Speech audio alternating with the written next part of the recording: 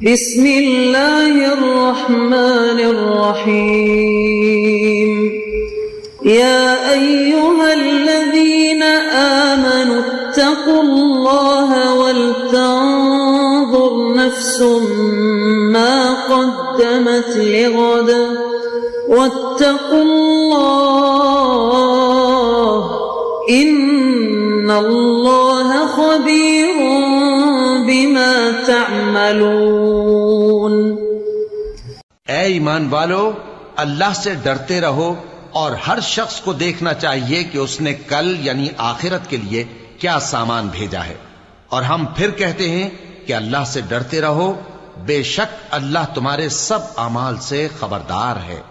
بسم اللہ الرحمن الرحیم، الحمد للہ رب العالمین، والصلاة والسلام على اشرف الانبیاء والمرسلین وعلى آلہ واصحابہ اجمعین ومن تبعہم بإحسان الى یوم الدین۔ قابل صد احترام حضرات شائقین و شائقات سچا پیغام، السلام علیکم ورحمۃ اللہ وبرکاتہ۔ آج کی محفل میراث النبی کے نورانی پروگرام میں آپ کا استقبال ہے۔ اہلا و سہلا مرحبا۔ ہم آپ تمام حضرات و مستورات کا خیر مقدم کرتے ہیں۔ محترم حضرات و خواتین، تعلیم کا آغاز ہو رہا ہے۔ سب سے پہلے آداب تعلیم کا لحاظ کرتے ہوئے تعلیم کی طرف متوجہ ہو جائیں۔ پورے دھیان سے سننا، عمل کی نیت سے سننا اور تبلیغ کی نیت سے سننا، یعنی سنی ہوئی باتیں دوسروں تک پہنچانے کے جذبے سے سننا۔ چند خاص آداب تعلیم ہیں، امید ہے کہ آپ حضرات ان آداب کا ضرور خیال رکھیں گے۔ جزاکم اللہ۔ بسم اللہ الرحمن الرحیم۔ ماہ محرم سے متعلق دو موضوع احادیث۔ روافض اور اہل بدعت کی طرف سے اس ماہ مبارک میں کچھ موضوع اور من گھڑت روایات بھی علی الاعلان بیان کی جاتی ہیں اور ان کا خوب چرچا کیا جاتا ہے۔ حالانکہ احادیث نبویہ صلی اللہ علیہ وسلم میں اس بات کا ذکر موجود ہے کہ جناب نبی اکرم صلی اللہ علیہ وسلم کی طرف کسی ایسی بات کی نسبت کرنا جو آپ صلی اللہ علیہ وسلم نے بیان نہیں فرمائی بہت بڑا جرم ہے۔ ایسے آدمی کے لیے جہنم کی وعید ہے، جیسا کہ آپ صلی اللہ علیہ وسلم نے ارشاد فرمایا، جس نے مجھ پر جان بوجھ کر جھوٹ بولا تو وہ اپنا ٹھکانہ جہنم میں بنا لے۔ اس لیے اس جرم کا ارتکاب سے باز رہنا بہت ضروری ہے۔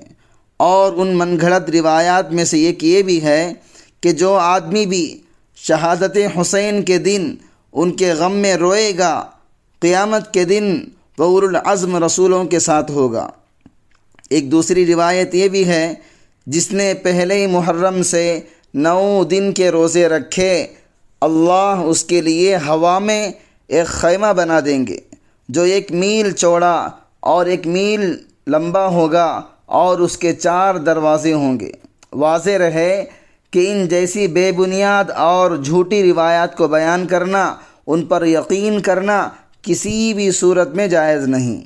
اس لیے ان جیسی بہت سی روایات اور افسانوی باتیں جو محرم الحرام کے آتے ہی عام کر دی جاتی ہیں، جن کی کوئی فنی شہادت اور ثبوت نہیں ہوتا، ان سے پورے اہتمام سے نہ صرف بچا جائے بلکہ ان کے بیان کرنے والے کے اس بیان کو رد کرنے کی بہت زیادہ ضرورت ہے۔ ایک اور چیز جس کا رواج عام طور پر بہت زیادہ ہو چکا ہے، یہ مہینہ غم کا مہینہ ہے۔ اس مہینے میں خوشی نہیں منانی چاہیے۔ کیوں؟ اس لیے کہ اس مہینے میں نواسۂ رسول حضرت حسین رضی اللہ عنہ اور ان کے خاندان کے چھوٹوں اور بڑوں کو ظالمانہ طور پر نہایت بے دردی سے شہید کر دیا گیا۔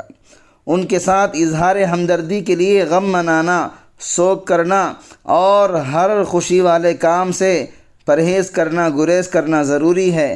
سوچنا تو یہ ہے کہ ہمیں اس بارے میں شریعت کی طرف سے کیا رہنمائی ملتی ہے۔ اس بارے میں سب سے پہلے علامہ ابن کثیر رحمۃ اللہ علیہ کا ایک قول ملاحظہ کرتے ہیں۔ ہر مسلمان کے لیے مناسب یہ ہے کہ اس کو حضرت حسین رضی اللہ عنہ کی شہادت کا واقعہ غمگین کر دے، اس لیے کہ وہ مسلمانوں کے سردار اور اہل علم صحابہ رضی اللہ عنہم میں سے تھے۔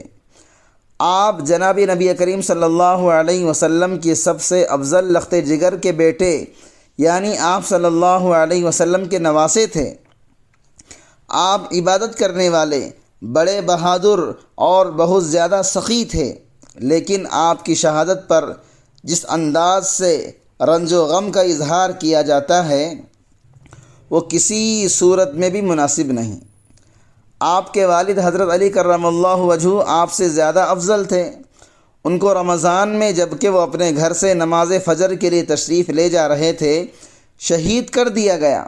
ان کی شہادت کے دن کو اس طرح ماتم نہیں کیا جاتا جس طرح حضرت حسین رضی اللہ عنہ کی شہادت کے دن ماتم کیا جاتا ہے۔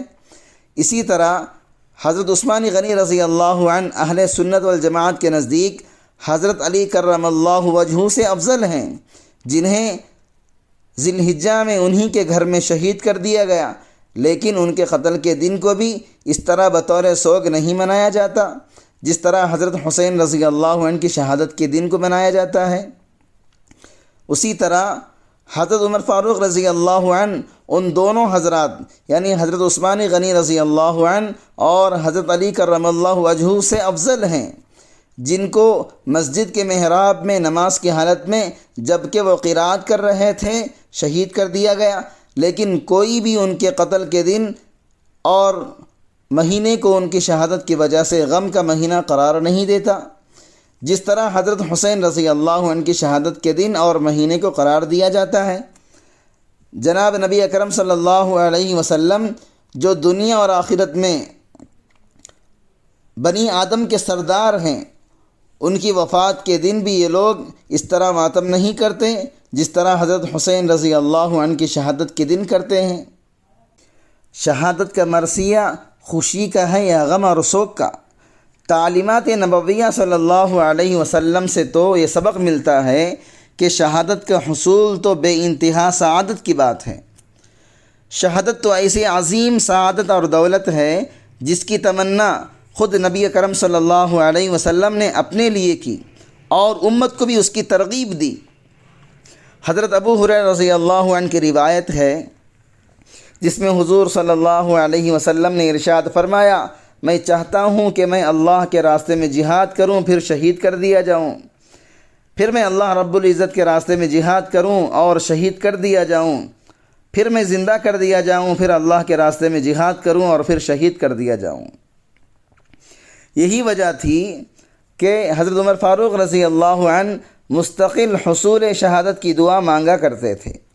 حضرت خالد بن ولید رضی اللہ عنہ جنہیں بارگاہ رسالت سے سیف اللہ کا خطاب ملا تھا، وہ ساری زندگی شہادت کے حصول کے لیے تڑپتے رہے، قتال فی سبیل اللہ میں مصروف رہے، لیکن اللہ کی شان انہیں شہادت نہ مل سکی۔ تو جب ان کی وفات کا موت کا وقت قریب آیا تو پھوٹ پھوٹ کر رو پڑے کہ میں آج بستر پر پڑا اونٹ کے مرنے کی طرح اپنی موت کا منتظر ہوں۔ الغرض یہاں تو صرف یہ دکھلانا مقصود ہے کہ شہادت تو ایسی نعمت ہے جس کے حصول کی شدت سے تمنا کی جاتی تھی۔ یہ کوئی ایسی چیز نہیں جس پر افسوس اور غم منایا جائے۔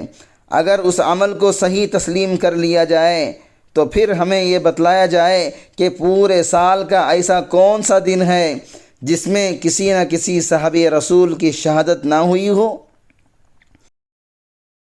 محترم ناظرین کرام، اس دینی اور ایمانی بیان کو سننے کے دوران ہی اس کو لائک کر دیجئے اور شیئر بھی کر دیجئے تاکہ دوسرے بھی اس سے فائدہ اٹھا سکیں۔ اللہ آپ کو جزائے خیر عطا فرمائے۔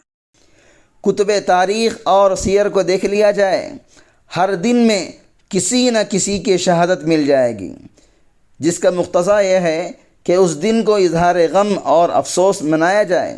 نیز اس بات کو بھی دیکھا جائے کہ نبی اکرم صلی اللہ علیہ وسلم کی حیات طیبہ میں بھی تو کئی عظیم اور نبی اکرم صلی اللہ علیہ وسلم کی محبوب شخصیات کو شہادت ملی، لیکن کیا ہمارے پیارے نبی صلی اللہ علیہ وسلم نے بھی ان کی شہادت کے دن کو بطور یادگار کے منایا ہے؟ بالکل نہیں منایا۔ تو پھر کیا ہم اپنے نبی صلی اللہ علیہ وسلم سے زیادہ غم محسوس کرنے والے بن گئے؟ خدا را ہم اپنے اعمال کا جائزہ لیں اور اس قسم کی رسومات اور بدعات سے بچنے کی مکمل کوشش کریں۔ شرعاً سوگ کرنے کی صرف چند صورتیں ہیں، اور وہ بھی عورتوں کے لیے۔ نمبر 1، مطلقہ بائنہ کے لیے صرف زمانۂ عدت میں۔ نمبر 2، جس عورت کا شوہر فوت ہو جائے، انتقال کر جائے، اس کے لیے صرف زمانۂ عدت میں۔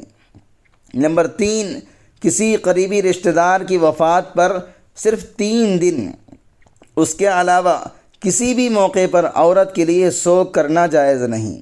اور سوگ کا مطلب یا طریقہ یہ ہے کہ وہ اس عرصے میں زیب و زینت اور بناؤ سنگار نہ کرے، زینت کی کسی بھی صورت کو اختیار نہ کرے، مثلا خوشبو لگانا، سرما لگانا، مہندی لگانا اور رنگ برنگے خوشنما کپڑے پہننا وغیرہ۔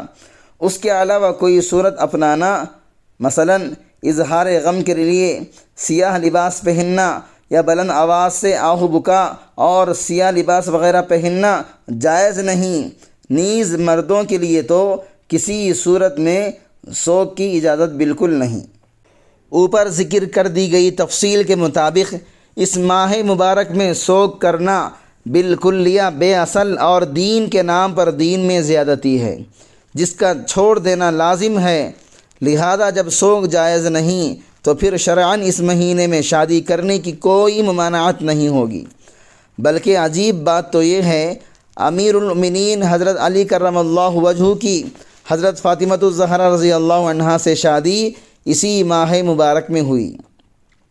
اس مہینے میں شادی نہ ہونے کا مطلب یہ بنتا ہے کہ اس مہینے میں نحوست ہے، جبکہ شرعاً یہ بات بالکل بے اصل اور بے بنیاد ہے، بلکہ یہ عقیدہ یا ذہن رکھنا ہی گناہ ہے۔ اللہ کی جانب سے کسی دن یا کسی زمانے میں کسی قسم کی کوئی نحوست نہیں رکھی گئی۔ اکابرین مفتیان اعظام کے فتاوے میں اس کی تصریحات موجود ہیں۔ ذیل میں فتاوی رحیمیہ سے اسی مسئلے کا جواب نقل کر دیا جاتا ہے۔ ماہ محرم کو ماتم اور سوگ کا مہینہ قرار دینا جائز نہیں۔ حدیث میں آتا ہے کہ عورتوں کو ان کے رشتہ داروں کی وفات پر 3 دن ماتم اور سوگ کرنے کی اجازت ہے، اور اپنے شوہر کی وفات پر 4 مہینے 10 دن سوگ منانا ضروری ہے۔ دوسرا، کسی کی وفات پر 3 دن سے زائد سوگ منانا جائز نہیں، حرام ہے۔ آپ صلی اللہ علیہ وسلم کا فرمان ہے، جو عورت اللہ اور قیامت کے دن پر ایمان رکھے اس کے لیے جائز نہیں کہ کسی کی موت پر 3 رات سے زیادہ سوگ کرے، مگر شوہر اس سے مستثنی ہے کہ اس کی وفات پر 4 ماہ 10 دن سوگ کرے۔ کفارہ مجلس کی دعا پڑھ لیجئے۔ سبحانک اللہم و بحمدک، اشہد ان لا الہ الا انت، استغفرک و اتوب الیک۔ معزز شائقین و شائقات سچا پیغام،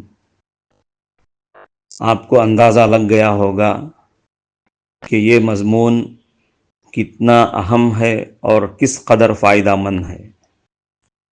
کم سے کم درجے میں سوشل میڈیا کے ذریعے سے بھی ہم اس کو زیادہ سے زیادہ شیئر کریں گے تو دعوت کے فریضے کی کوششوں میں ہم بھی اپنا کچھ حصہ ڈالنے والے بن سکتے ہیں۔